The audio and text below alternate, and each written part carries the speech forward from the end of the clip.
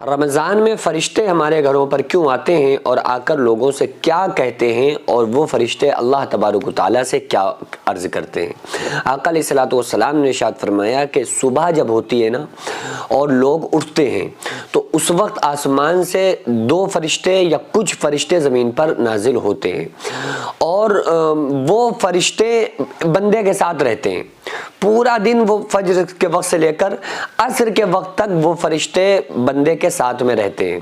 फिर उसके बाद जब असर का वक्त आता है तो वो फरिश्ते जो फजर में आए हुए थे ना वो चले जाते हैं आसमान पर असर में, और दूसरे फरिश्ते असर के वक्त उस बंदे के साथ पास आ जाते हैं। फिर ये फरिश्ते रहते हैं अगले दिन फजर की नमाज तक। जैसे ही फजर होती है तो फिर वो फरिश्ते चले जाते हैं, दूसरे फरिश्ते आ जाते हैं। तो ये सब इंसान के साथ होता क्यों है और उसके अलावा हमारे घर में क्यों फरिश्ते आते हैं। आका अलैहिस्सलातु वस्सलाम ने इरशाद फरमाया, हदीस का मफहूम है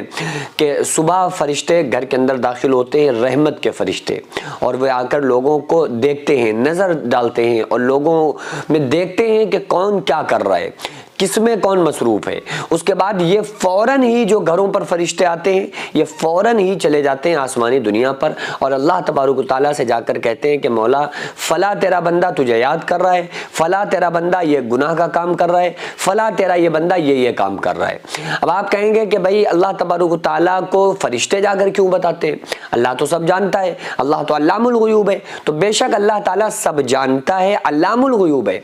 लेकिन फरिश्तों को अल्लाह ताला गवाह बनाता है। यानी कि अल्लाह तो जान नहीं रहा है, जानते ही है कि क्या हो रहा है, वो सब देख रहा है, लेकिन फरिश्तों को भेजकर फरिश्तों को बंदे के अच्छे या बुरे कामों पर गवाह बनाता है कि फरिश्ते भी गवाह हो जाएं क़यामत के दिन के लिए, ताकि जब बंदा इंसान क़यामत के दिन झुटलाएगा कि ऐ परवरदिगार आलम हमने ये गुनाह का काम नहीं किया था, तो उनके लिए वो फरिश्ते आएंगे कि देखो वो गवाही के लिए, और दूसरे जो अच्छे काम करने वाले लोग होंगे उनको एजाज के तौर पर फरिश्ते उनमें फख्र फरमाते हैं। तो ये फरिश्ते तो हमारे घरों में आते हैं और चले जाते हैं, हमारी जाकर रिपोर्ट अल्लाह रब्बुल आलमीन की बारगाह में पेश करते हैं बावजूद आलिमुल गुयूब होने के। लेकिन जब कोई बंदा रोज़े से होता है, जिक्र अस्कार में होता है, ज़्यादातर औरतें मर्द कुरान की तिलावत रमज़ान में कर रहे होते हैं, कुरान की तिलावत कर रहे होते हैं, और फजर के बाद अक्सर व बेशतर औरतें मर्द कुरान की तिलावत करते हैं। तो जब किसी को इस हालत में पाते हैं ना और अल्लाह तबारक तआला से जाकर कहते हैं कि मौला फला बंदा जिक्र अस्कार में कुरान की तिलावत में मुलव्विज़ है, तो अल्लाह तबारक तआला फरमाता है कि मैंने उसकी बख्शिश फरमा दी। ये मैं मफहूम आपको बता रहा हूँ, बड़ी तवील हदीस है लेकिन उसका मैं शॉर्ट मफहूम आपको बता रहा हूँ कि अल्लाह तबारक तआला बहरहाल उन लोगों की बख्शिश फरमा देता है जिन लोगों को फरिश्ते इस हालत में देखते हैं कि वह तिलावत और कुरान में मसरूफ़ है। और जो फरिश्ते हमारे साथ रहते हैं तो वो फजर में जो फरिश्ते आते हैं वो असर तक की हमारी रिपोर्ट बारगाह खुदा में पेश करते हैं। असर के वक्त जो फरिश्ते आते हैं वो असर से फजर तक की रिपोर्ट्स हमारी अल्लाह रब्बुल आलमीन की बारगाह में पेश करते हैं, और फरिश्ते कहते हैं कि मौला तेरा फला बंदा मशगूल रहा, मसरूफ़ रहा तेरे जिक्र में। इसी के लिए उलमा फरमाते हैं और हदीस में भी इस बात की ताकीद आई है कि फजर की नमाज के बाद जिक्र अस्कार करना। इसी के लिए तो जो हम नमाज पढ़ते हैं ना सुबह इशराक की, तो फजर के बाद इंसान 20 से 25 मिनट जब तक सूरज न निकल आए, जब सूरज निकलने से पहले पहले तक जब इशराक आप पढ़ेंगे ना तो इशराक और फजर के बीच में जिक्र में बंदा मशगूल है,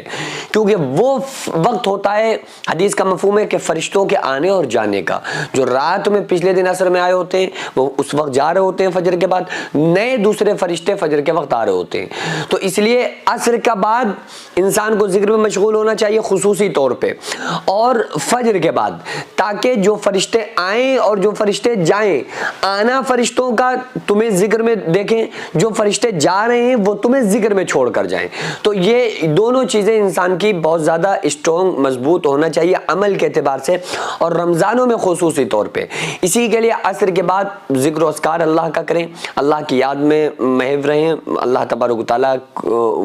का जिक्र करें असर के बाद, और फजर बाद तो आमतौर से औरतें तो कुरान की तिलावत करती हैं, मर्दों का ये रूटीन बना हुआ है कि वो जाकर अब फजर बाद सो जाते हैं। तो मर्दों को भी चाहिए कि तुम कुरान की तिलावत करें, वरना पता चले कि औरतों के फरिश्ते तो जा रहे हैं अच्छी अच्छी रिपोर्ट लेके, और उसी घर में मर्दों की रिपोर्ट इतनी खतरनाक जा रही है कि वो तो बस पढ़ के सोए हुए हैं। तो 1 घंटा दे दें, मैं ये नहीं कह रहा कि आप नहीं सो सकते, फजर बाद थोड़ा देर रुक जाएं, थोड़ी देर रुकने के बाद, क्योंकि रमज़ान की पूरी बरकतें अगर हासिल ना हो तो फिर